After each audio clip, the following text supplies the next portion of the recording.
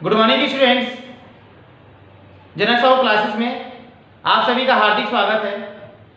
आज के क्लास में हम उभयनिष्ठ उत्सर्जक विधा में एनपीएन ट्रांजिस्टर की कार्यविधि को पढ़ेंगे। इसके पहले क्लास में हम उभयनिष्ठ उत्सर्जक विधा में पीएनपी ट्रांजिस्टर की कार्यविधि को पढ़ चुके हैं, तो ये भी बहुत इंपॉर्टेंट है। उभयनिष्ठ उत्सर्जक विधा में एनपीएन ट्रांजिस्टर की कार्यविधि, इसका भी उपयोग एम्पलीफायर और ऑसिलेटर, प्रवर्धक और दोलित्र में किया जाता है। तो आप देख पा रहे इसके लिए विद्युत परिपथ चित्र बना हुआ है और कार्यविधि लिख दिया गया है।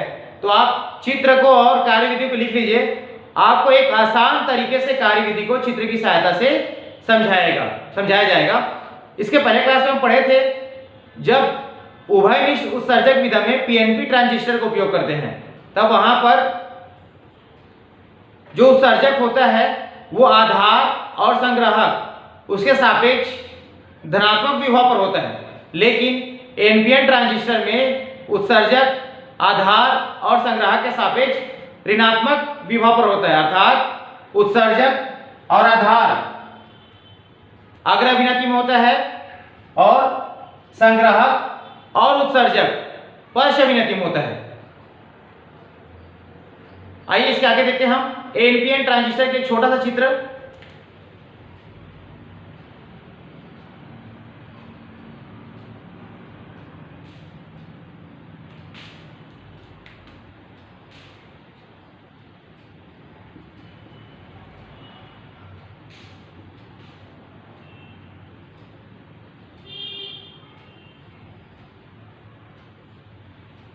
अब देख पा रहे हैं यहाँ पर एनपीएन ट्रांजिस्टर, यहाँ पर इमाइटर उत्सर्जक, बेस आधार और कलेक्टर संग्राहक है। तो हम जानते हैं कि एन प्रकार के अर्धचालक में इलेक्ट्रॉनों की अधिकता होती है, पी प्रकार के अर्धचालक में होलों की अधिकता होता है, फिर से एन प्रकार के अर्धचालक में इलेक्ट्रॉनों की अधिकता होगी। इस प्रकार से अब आप सीधे चित्र की ओर आ जाइए। अब हम कार्यविधि देखेंगे।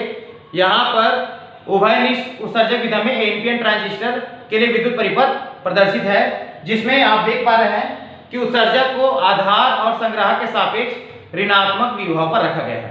तो इसी स्थिति में जो उत्सर्जक क्षेत्र है या एन क्षेत्र, तो यहां से इलेक्ट्रॉन निकलता है और बैटरी के ऋण सिरे से आप देख पा रहे हैं उत्सर्जक क्षेत्र से इलेक्ट्रॉन आता है, बैटरी के ऋण सिरे से इलेक्ट्रॉन ऋणात्मक होता है, बैटरी ऋण से सिरे से प्रतिकर्षित हो जाता है और आधार की ओर जाता है। एन क्षेत्र में जो इलेक्ट्रॉन होता है वो बैटरी के ऋण सिरे से प्रतिकर्षित हो जाता है।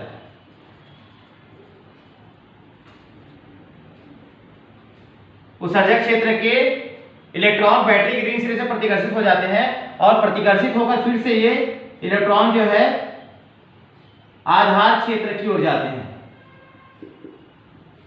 इलेक्ट्रॉन जो है बैटरी के ऋण सिरे से प्रतिकर्षित हो जाते हैं और आधार क्षेत्र की ओर जाते हैं। चूंकि आधार बहुत पतला होता है, आधार बहुत पतला होता है, यहाँ 2% या 5%, 2% या 5% होल ही इलेक्ट्रॉन के साथ संयोग कर पाते हैं। तब यहाँ पर आधार धारा IB प्रवाहित होती है। तो आधार धारा का मान बहुत कम होता है, अल्प धारा प्रवाहित होता है, जिसके लिए यहाँ पर आप देख पा रहे हैं कि माइक्रोमीटर लगा हुआ है। यहाँ पर जो धारा जो प्रवाहित होती है वो माइक्रो एम्पियर के रेंज की होती है। इसके आगे इलेक्ट्रॉन आधार क्षेत्र को पार कर जाता है और आगे पहुंच जाता है संग्राहक क्षेत्र की ओर। इलेक्ट्रॉन आधार क्षेत्र को पार करके संग्राहक क्षेत्र पहुंच जाती है। तो संग्राहक क्षेत्र में बैटरी के धन सिरे, संग्राहक क्षेत्र में बैटरी के धन सिरे से आकर्षित होती है। तब यहाँ संग्राहक धारा, तब इस स्थिति में संग्राहक धारा IC प्रवाहित होती है।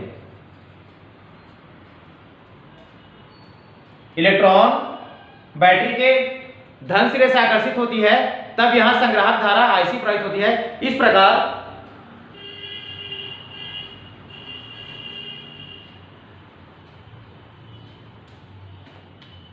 किरचॉफ के नियम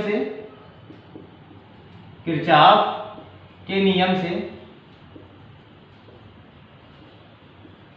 IE के बराबर होगा